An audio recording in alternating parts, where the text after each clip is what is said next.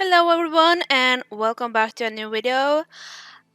Before I start anything else, I would like to say happy spring to all of you because for me it's springtime now. The flowers are starting to pop up everywhere, so happy spring! So today's speed build I'm making a cottage, and this cottage belongs to a very important person, and his name is Suka Autumn. Suka Autumn wasn't a general Autumn at first. He was a sibling of the Summer Fairy and the Spring Fairy. But before we get to that part, we need to go a little bit back in time to figure out, first of all, how did the season start? And why was he picked out for this job? And who really is the spirit of autumn?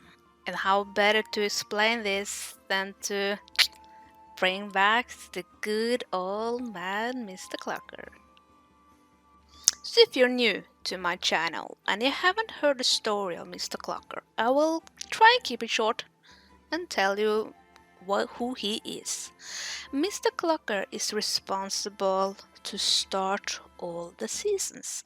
He sends the cold wind when it's winter time, so the earth gets cold and Father Winter can come out and place down all the snow, all the crystals, all the snowflakes, all the stuff that we love about the winter.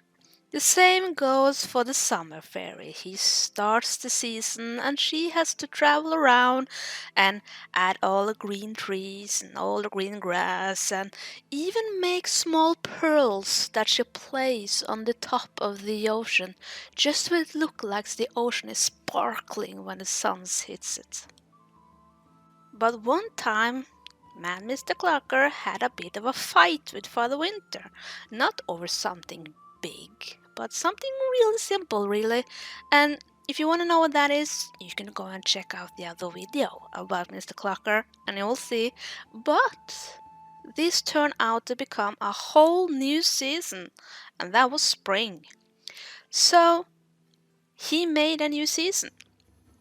He loved it, so he kept it. And now there were three.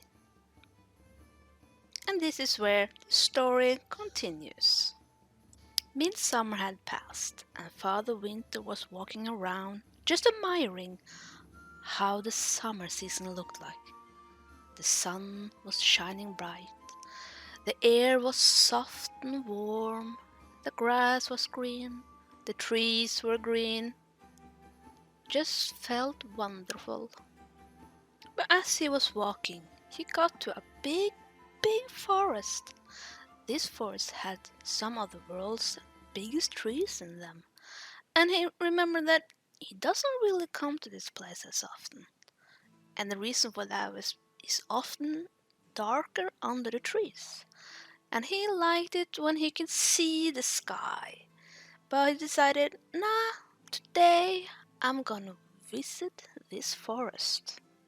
After all, they are part of the world. As he was walking under the big trees, he noticed how different the atmosphere was. It was like its own little world. And he found himself surprisingly enjoying it. He's so used to always just walking around under the sun, and he thought to himself, why don't I come here often? This is absolutely lovely. I like this so much. As he was walking around just admiring the big trees, he also noticing there was a lot more to this place than just a lot of trees. He saw an apple tree, a pear tree. He even found different bushes with berries on them. And someplace it was a lot of flowers, different kind, not the one that you see mostly in the sun, but they were around. They were still pretty. He liked them. And it smelled so good. He found it really interesting. But also he was confused because he knew about every living item that is in the world. but he didn't really understand why exactly are all of these different vegetables and fruits and flowers and berries living under these huge trees. It's fascinating. He had never seen that before. But as he was looking closer at them, he noticed they weren't really that big. And like comparing it to all the other vegetables and fruits that we have in spring and summer, they are larger than these were. And they thought to themselves, why aren't you moving yourself out into the sun? So you also can grow bigger and stronger. Why are you hiding under these huge trees? He looked up to face the sky, and he could see that some of the sunlight, of course, came through the big trees, but not as much. So he didn't really understand why all of these types of different plants was just hiding under the trees. Of course, he didn't get much of a response. Sadly, the fruits can't talk to him, and so can't the pumpkins or any of the other flowers. So he didn't really get an answer. But as he was standing there and just thinking and watching and also admiring it all, he noticed that someone was watching him. Someone in the shade, way, way over there, was watching him. "You can show yourself, you know. You don't need to hide from me," said Mr. Clocker. The person that was watching him from afar was a demigod named Rapton. Rapton was known for not really wanting to show himself, so he would usually take a shape of a part of the area he was. So he became like a spirit. He was hiding in a bush, maybe a flower, maybe a pumpkin. But he always kept himself a little bit hidden. He wasn't really social. But Mr. Clocker and Rapton, they weren't strangers to each other. They had known each other for a long time. I mean, he was a demigod, so he's been around a really long time. In the end of the summer, he could usually just stop by Mr. Clocker just for a cup of tea, and they would chat, and when the evening came along, he would leave. Rapton walked over to Mr. Clocker. "Hello there, friend," he said. "I was surprised to see you wandering around in this forest. Not many people come here. It's usually really quiet, but I can hear you from far away. So I had to see who it was. I didn't mean to sneak up on you." "Well, hello, Rapton. It's good to see you. How are you? What are you doing in the big forest out here?" "Oh, this is my home. I live here, among the trees," said Rapton. "Ah, so this is where you live. I've never seen your house. You always come to me for tea," says Mr. Clocker. "If you'd like to see my house, you're more than welcome to. It's in the middle of this forest." "I would like that very much," said Mr. Clocker. And they turned around and they walked deeper into the forest all the way to Rapton's house. The two friends were talking. Rapton was explaining how he enjoyed living in the forest. He had so much space for himself. Not many people used to come all the way out here. Most of them just stays out in the sun all day. He didn't really enjoy that too much. He gets sunburned. "They have creams for that, you know," said Mr. Clocker. The two friends laughed as they were entering Rapton's house. Rapton showed him the place. It wasn't big, but it was cozy. "Would you like something to eat, my dear friend?" said Mr. Rapton. "Yeah, thank you. That would be amazing. May I ask what's on the menu today?" "It's a stew. It's a vegetable stew, made from all the vegetables that grows in this forest," said Rapton. Rapton gives Mr. Clocker a big bowl of stew. Smell is wonderful. Mr. Clocker closes his eyes and just feel how the smell enters his nose. Mmm, He could eat this for sure. He takes a big hand spoon and put it in his mouth. It tastes really earthy, but good. Good vegetables. He hadn't had this before. Why hasn't anyone ever offered him this kind of food before? Ooh, I like this, says Mr. Clocker.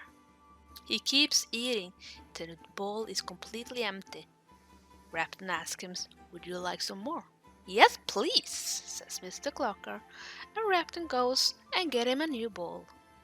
After a little while, he gets so full he can't eat anymore, and he sits back on his chair and opens his belt.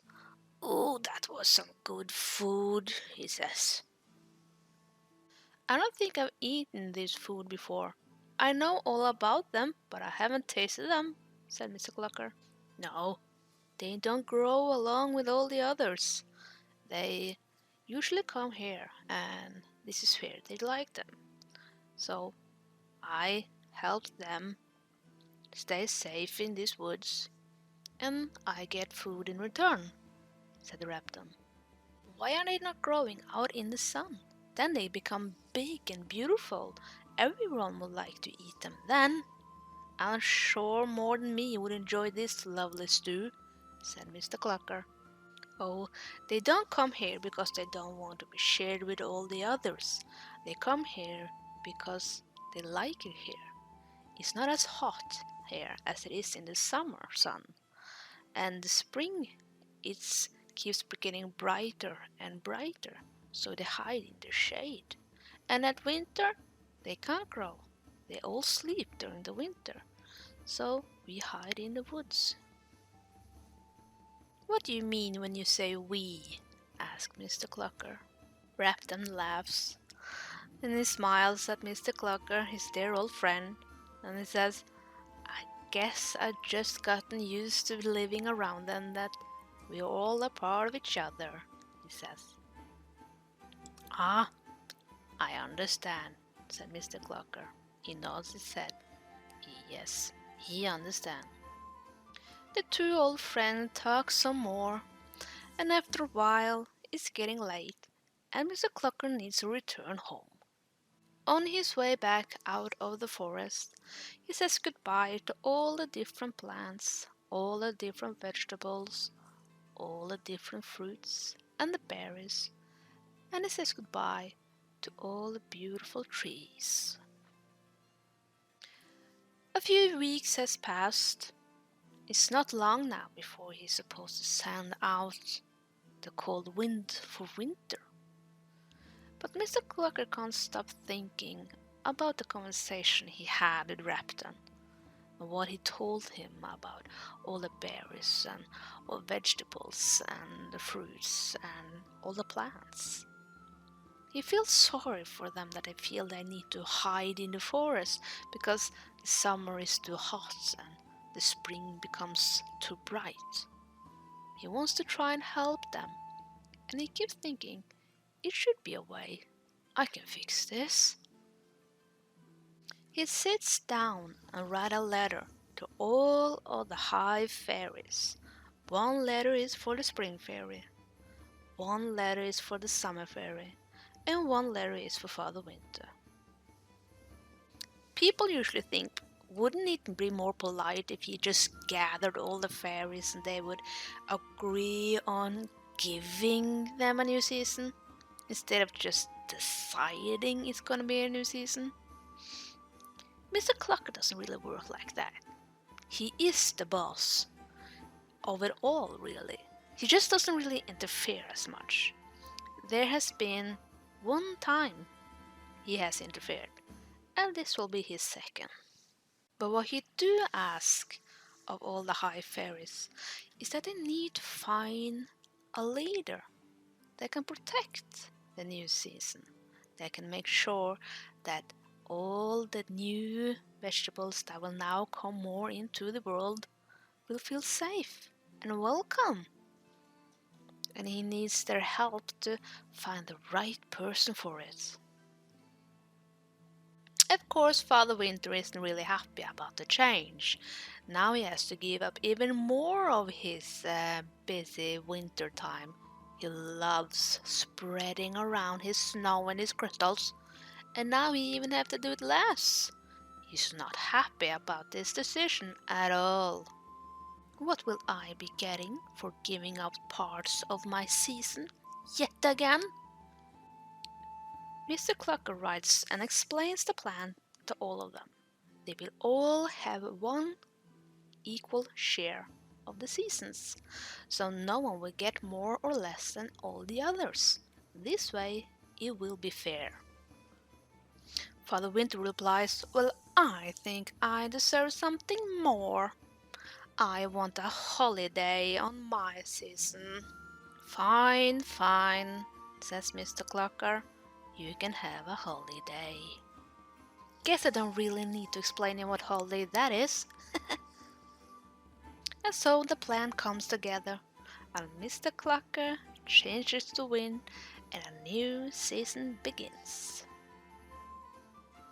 After a lot of arguing with Father Winter, they all decide on one person that should be a perfect fit to take care of a new season, and that is Autumn, Suka Autumn. He will be known as a General Autumn. And as the General Autumn, his first task has to be to find a new green shade that will work perfect with the season. Suka mixes all the colors. He has seen his sister do this many times, so this isn't really new to him. He knows how the machine works. He tests out a lot of different shades that he mixes together. He thinks some of them looks really similar to the shade of green. This should be perfect, he thinks. I like this. It's nearly similar, just a tiny bit darker, and some of it is a tiny bit lighter. I mean, that should be okay, shouldn't it? He takes the shade outside and starts spreading it around on the trees. But there is a little bit of a problem. He doesn't know it yet, but everyone else does. They see it more and more.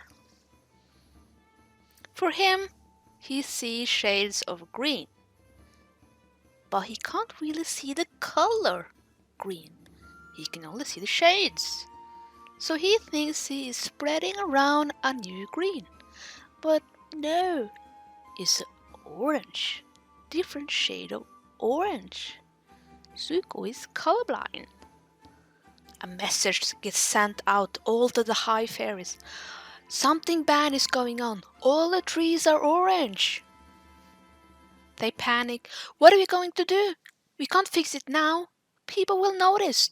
This is horrible.